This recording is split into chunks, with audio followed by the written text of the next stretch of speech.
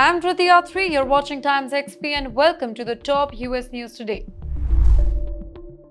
During his recent trip to Doha, Donald Trump made a big claim that India has offered the United States a trade deal where American products could be sold with zero tariffs, meaning no extra tax on goods sent from the US to India. He said this while speaking to the business leaders in Middle East, hinting that a new trade agreement between India and the US might be on the way.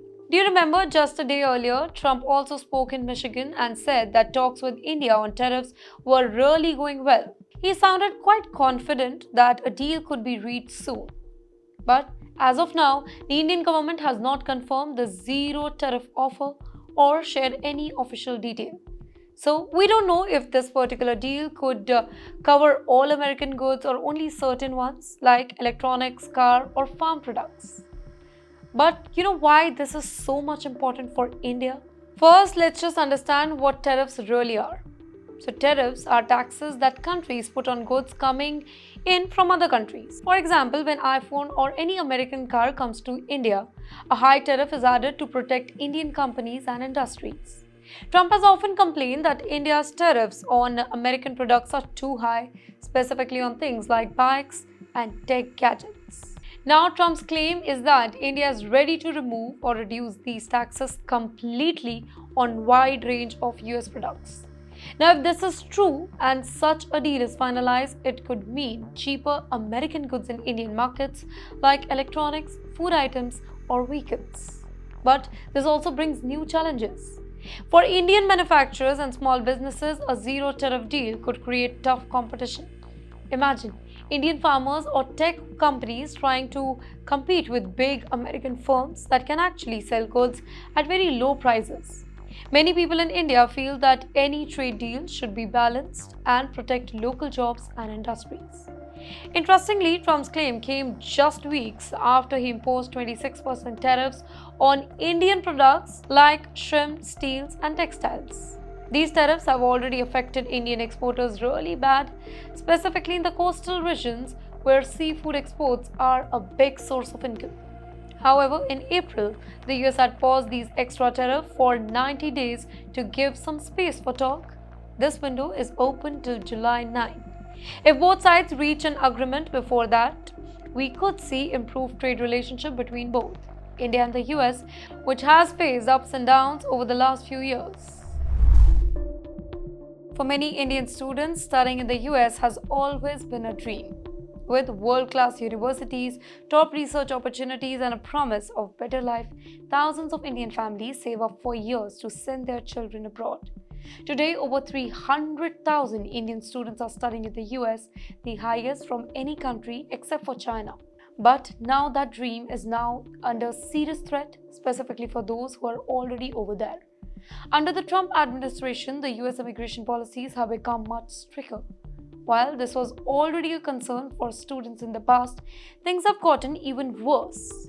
Some Indian students are being sent back or having their student visas or work permits revoked for reasons that seem very minor or unclear. One such student had just finished his master's degree and was legally working in the US under a program called OPT, which allows international students to work for a few years after completing their studies. However, after a small mistake, driving without license and paying a fine, his visa was later cancelled without any explanation. Now he has lost his job and may have to return back to India permanently. Well, this has left him shocked and scared for his future. Stories like this are not really rare anymore. Many Indian students who come to the US legally are now really unsure about what might happen next. Their legal status is being affected for their past mistakes like parking tickets, minor traffic violation, or sometimes even without any reason at all. Even though the US government says that they will restore the service record, many students say that their problems are not being solved. Once a visa is revoked, a student must reapply from the outside, which is long and uncertain process. Now, adding to this, students also have spoken out against the global issues like Israel war in Gaza, and they have faced consequences. Some have been detained by immigration officers or had their visas cancelled. Let me give you an example here. Indian student from Columbia University lost her visa after posting a pro-Palestinian view on social media. This has caused many students to be really afraid of even speak out about global issues. Here, experts say that these strict policies could damage the US's reputation as a top destination for higher education. More than 1 million international students, including Indians, added nearly $44 billion to the US economy, and that too last year through tuition fee, living expenses, and even more. Now, if Indian students stop going to the US, it could hurt both India and the US.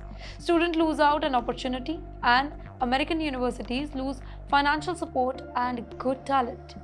In India, parents are now worried. Consultants and student groups on WhatsApps are full of panicked messages about what should they do, whether to stay, move to countries like Canada, Germany, or Australia, or simply return home. Some students are already planning to complete their degrees elsewhere or search for jobs in Europe, where immigration rules are seen as more student friendly. Well, the situation is specifically really painful for students who come with big dreams and followed all the rules. In the world of international education, securing a US student visa is often seen as the final gateway to a life changing opportunity. But what happens when a student meets all the visible requirements? Admission into a reputed university, a clear financial plan, and proper documentation. Yet, still hears the words, "Your visa is denied." Well, this is not a rare incident, but a recurring experience for many Indian students, specifically during F1 visa interview process. One recent case has drawn attention on social media. A student admitted to the Masters in Finance program at Baruch College, City University of New York, walked into the US consulate in New Delhi fully prepared, or so it seemed. Within minutes, his dream of studying in America was put on hold. But why was his application rejected? Well, the student stated that he chose that particular university because it accepts 3-year Indian undergraduate degree. While factually correct, this response might have sounded too generic to the visa officer. US consular officers often look for genuine academic motivation, a personal reason, career goal alignment, or any specific interest in a university's program. A vague answer can raise doubts about the applicant's intent.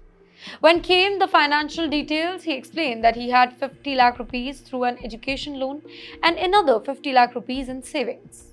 Strong on paper, right? But he reportedly didn't provide clarity on how the loan would be repaid or how his family's financial background is. Given the F1 visa holder cannot rely on off-campus work to fund their education, the officer might have been concerned about his ability to complete the course without the financial stress or any unauthorized employment. Now, what followed online was an intense debate. Many argued that his short answers lacked depth. Others said that the interview system itself is unpredictable. Some claim that decisions feel predetermined and the interview is often just a formality. So, what are prospective students learning from this? Visa officers are trained to make quick judgments based on brief conversations. While documents are essential, your words and how you present your story often carry more weight. Here are a few key takeaways from this. First of all, articulate your academic and career goals. Why this particular university? Why this particular course? How does it connect to your future? Secondly, prepare a clear financial narrative. Who is funding you? What is their source of income? And is there any realistic repayment plan? Answer confidently and very specifically. Long stories may confuse, but vague, incomplete responses are worst. And yes, most importantly, understand that visa approval is not guaranteed even with perfect paperwork. The decision often rests on how your intent is perceived in that short window of time. The FBI has issued a serious warning for international students in the United States, specifically those on F1 student visas. According to the alert, scammers have been targeting students from countries like the UAE, Saudi Arabia, Qatar, and Jordan. But students from any country could be at risk. These scammers are pretending to be officials from US government agencies like Immigration, the Department of Homeland Security, or even from the foreign embassies. They contact students and claim that there is a problem with their student visa, such as a rule violation or that their visas is no longer valid. These fake callers then try to scare the students, saying that they could be deported until and unless they quickly send money. They might say that students need to pay for legal services, immigration paperwork, or any university registration fee. To sound real, they often fake caller ID numbers to look like they are calling from real government offices. Some even speak in the student's native language or use the correct accent, making it easier to fall into the trap. They may also send fake websites or emails that look government officials want to gain the students' trust. Recently, this warning has become even more important because of the growing concern over student visa rules in the US. In the past month, the government has cancelled the visas of about 5,000 foreign students, mostly due to their participation in the campus protests or pro-Palestinian activities. Although some of those students are getting their status restored due to the court's action, the situation is confusing and stressful for many. And scammers are taking full advantage of that uncertainty. To protect yourself, the FBI says that it's very important to never send money to somebody who calls unexpectedly and claims to be a government agent. You should never give personal details like immigration number, password, or login codes. If you ever get such a call or message, the best thing you can do is hang up immediately. Then contact the agency directly by using the official phone number listed on their website, not the one caller gave you. If you think that you have been targeted or even tricked into paying, report it immediately to the FBI at ic3.government. Also, inform your university's international student office and your home country's embassy in the US. If you made a payment, contact your bank right away to see if the money can be stopped or returned. Sadly, this kind of scam is becoming more common, specifically during times of visa-related confusion and fear.